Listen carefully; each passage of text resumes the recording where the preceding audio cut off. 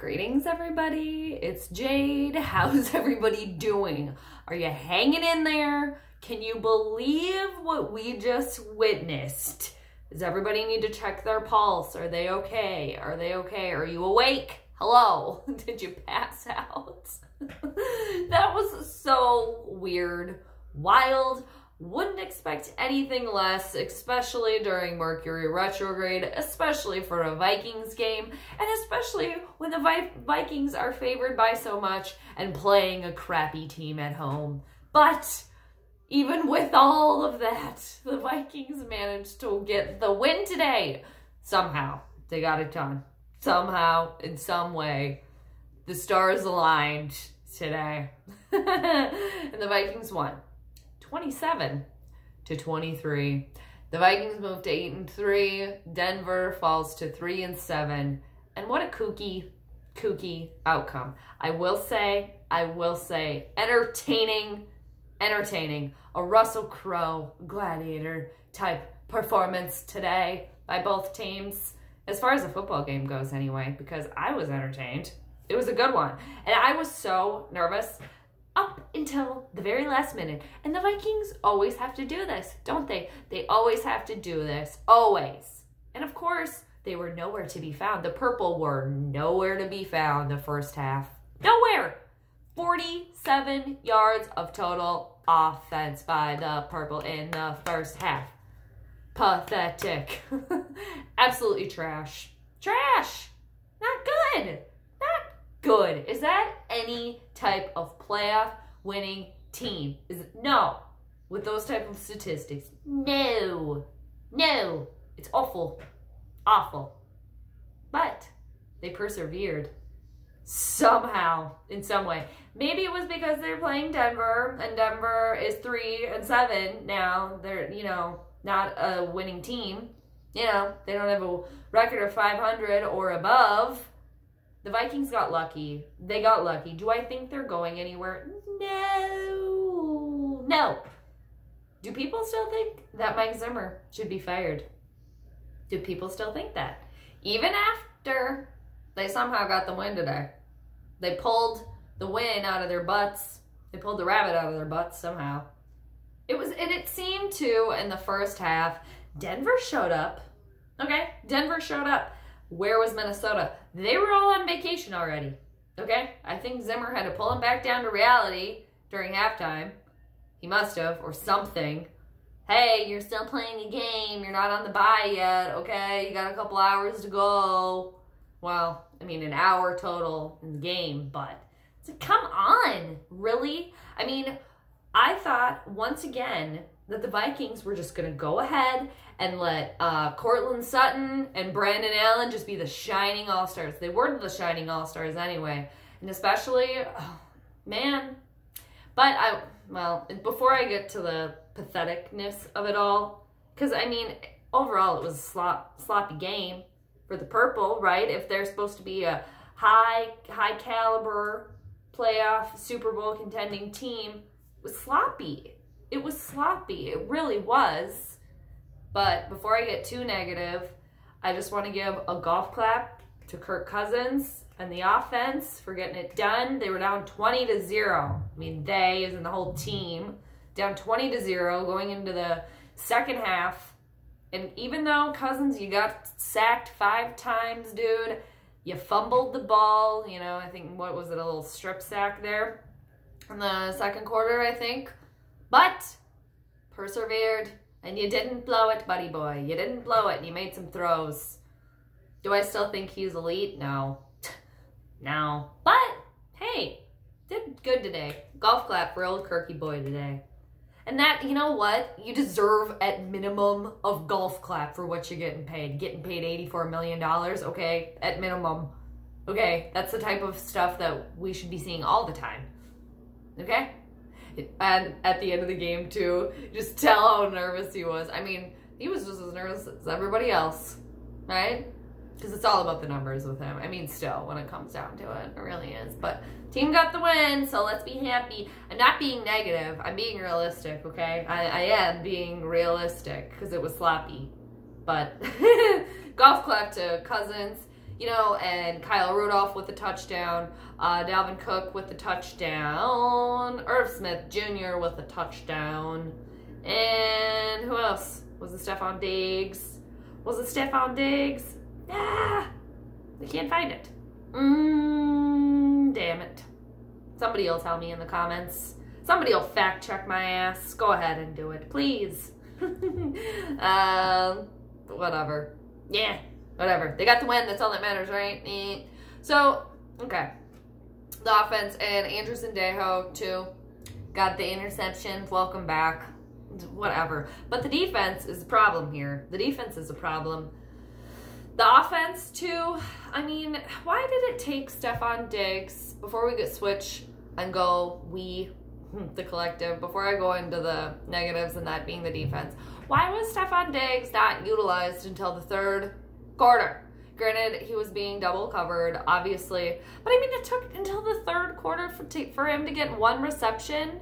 I guess he made up for it. Now I'm nitpicking, I guess. But, and then the third, oh yeah, Diggs, there it is. Fourth quarter, Diggs, 36-yard touchdown catch. I knew it. I knew he was in there somewhere. Okay? And yeah, Rudolph, just a big target. But spread the ball around. My boy Alexander Madison was rather quiet today. A little disappointed there. I think he should get the ball more. I really do. But not gonna happen. Not gonna happen with Cook on the scene. Okay? I know that. Alright, the Vikings defense. Harrison Smith was all over the place. Absolutely all over the place in the first half. I mean, he's everywhere, doing everything all the time. He was out second half, hamstring injury. Hopefully that doesn't linger like Adam Thielen's hamstring. Okay? Hopefully, because we really need Harrison Smith. He's just so crucial. Best player on the team. I think overall, best player on the team. Okay?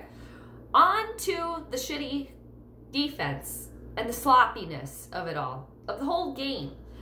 In this, going into halftime, 20-0, the purple pitchforks came out. The boos and the purple pitchforks came out of the shed. Rightfully so. Because the Vikings, they do this from time to time and rather often, quite often really, where they don't show up.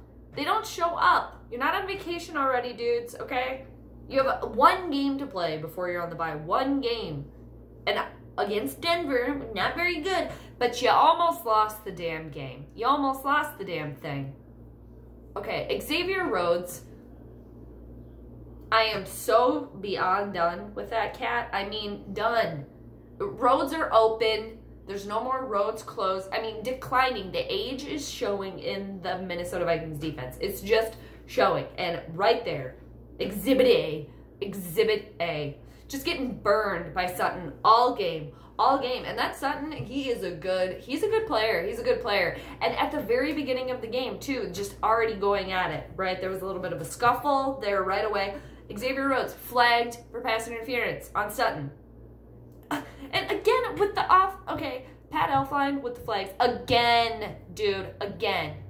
And then Trey Waynes burned by Sutton, too, for 38 yards. Denver had some trickery going on there. They came to play. They didn't come to play. They came to play. Okay? They came to play. You know? And Amir Abdullah with the fumble on the kick return. Sendejo, okay, with the interception.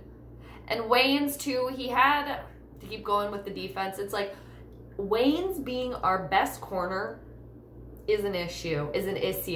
It is. He made up for it because he was playing pretty well at the end of the game there, you know, and Jaron Kerr stepping up for Harrison Smith, even though that very last play looked like a little bit of holding, looked like a little pass interference there. I guess the refs were letting him play. It doesn't matter. They got the win. It wasn't called. Again, just sloppiness, though. Sloppiness. And, I mean, my number one on the defensive front, Xavier Rhodes needs to be gone. Gone. I mean, done. So over him, dude. Over him. Just on the decline. Get rid of him after the season. I mean, honestly, bench him at this point. Mike Hughes having a bit of a struggle too. Bit of a struggle. It was the struggle bus for Mike Hughes today. But again, still young. That one's still, he's still young. Sounds so creepy. Honestly, it sounds so creepy. But he's still young. A lot of learning to go. A lot of experience, you know, to get in there. Xavier Rhodes is older. On the decline. Okay, so Mike Hughes, come in, replace Rhodes. See you later. It was a good one today, though. Entertaining. I was so nervous. That entire game. Vikings always have to do that, too. This almost was that trap game. Almost was. Almost. And I thought the whole entire game. Convinced of it.